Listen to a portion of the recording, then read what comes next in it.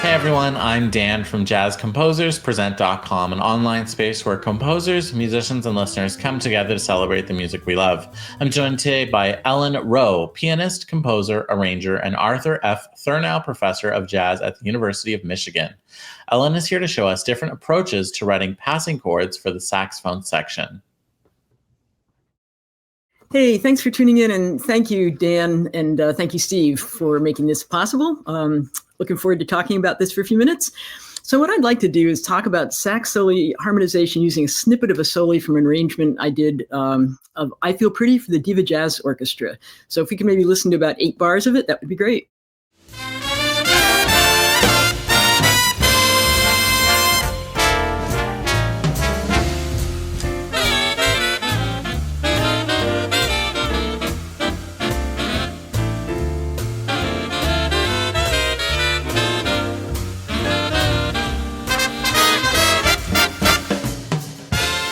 So I think the next thing we'll do is just look at the melody that I wrote, the melody line I wrote for the soli for the first 4 bars. And I've circled what I consider to be the arrival points in the melody, which are usually the notes I harmonize first. So if we could listen to that, that'd be great.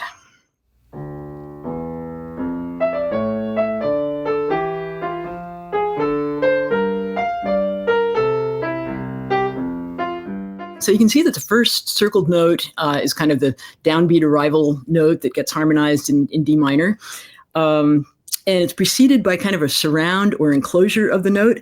So I always like to harmonize the arrival points first. And then as these are, usually chord tones, the notes that I, think are almost important arrival points or end of a phrase, something like that. So let's listen to a slow version of the soli and kind of watch the concert sketch of this section.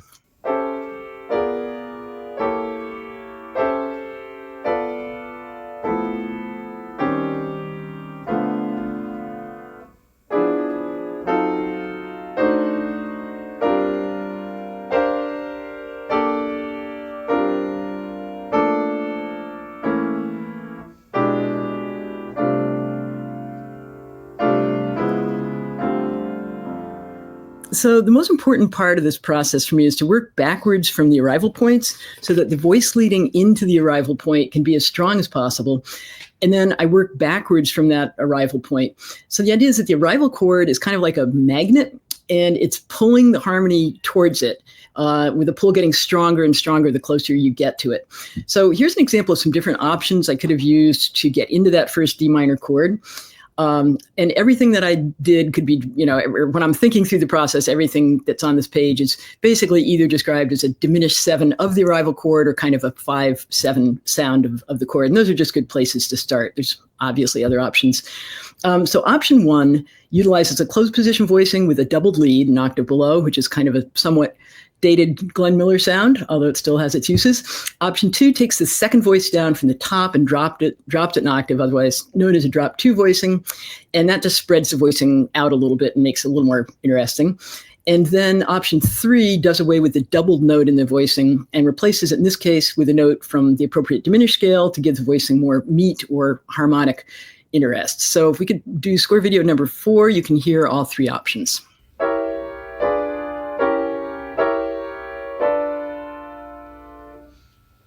Option number 2.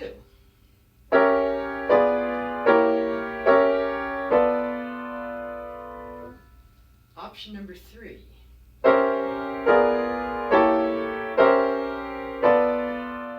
Great. So I ended up going with the third option because I thought it was the most interesting. So we now have the passing chord analysis slide up. And I just want to kind of talk you through the ways to get to that next arrival point, which was a G minor, the B flat that's on beat 2. That's voiced in a drop 2 voicing again.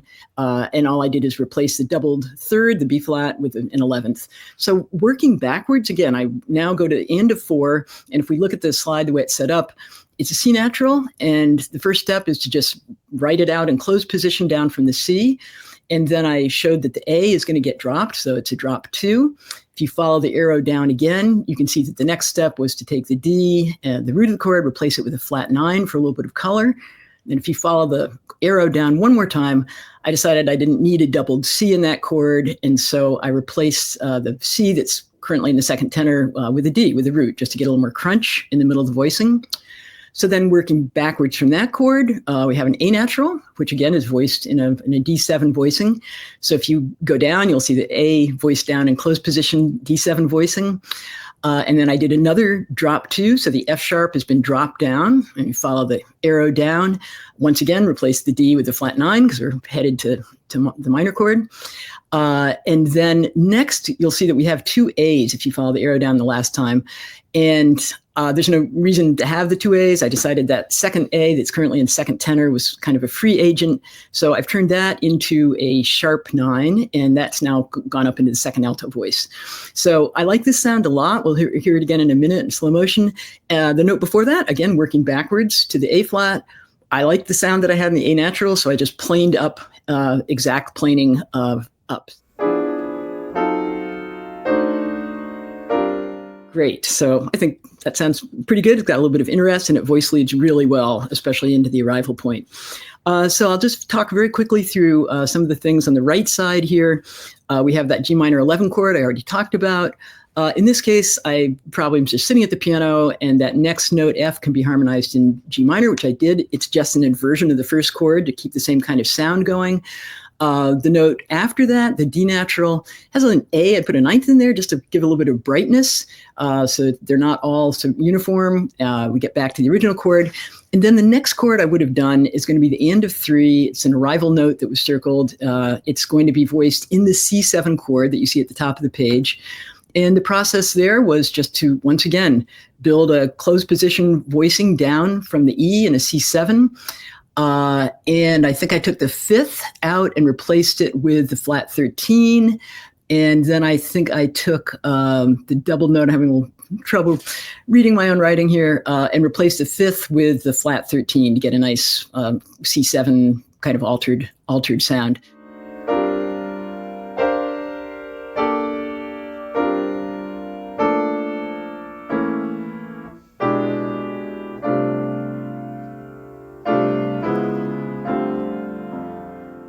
So we ended up going off the page there a little bit, but one of the last things I'll mention is that the last note that was on the page is harmonized kind of as a B diminished or an E7 with a B in the bass. And the reason I liked that sound with a G in the melody is that it's going to voice lead into the F major arrival point where I put the 5th on the bottom. So that B up to the C and all the kind of diminished sounds are going to go nicely into the F major.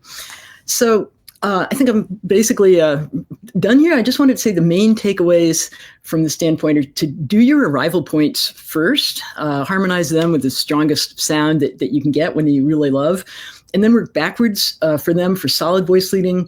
And then the next thing is to find solos that you love. And you can do the same kind of concert reduction work and then do that kind of analysis to kind of see how the composer went from the closed position voicing to the nice, spread 2, drop 4, add the sharp 5, whatever they may have done. And it's just kind of a nice way to see the process involved. So hopefully you can use some of those techniques for yourself, and maybe we can play the Soli one more time now that we've talked about it a little bit.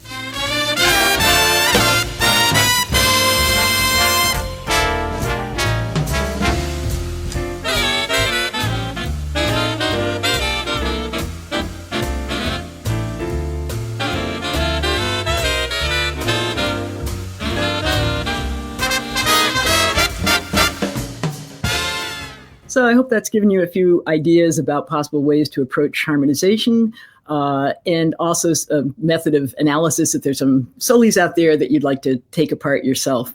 So once again, I'd like to thank Steve and Dan so much for this amazing platform and group, and wish everybody a good day.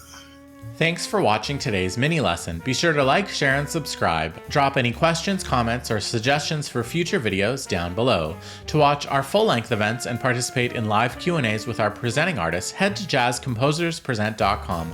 Thanks, and we'll see you next time.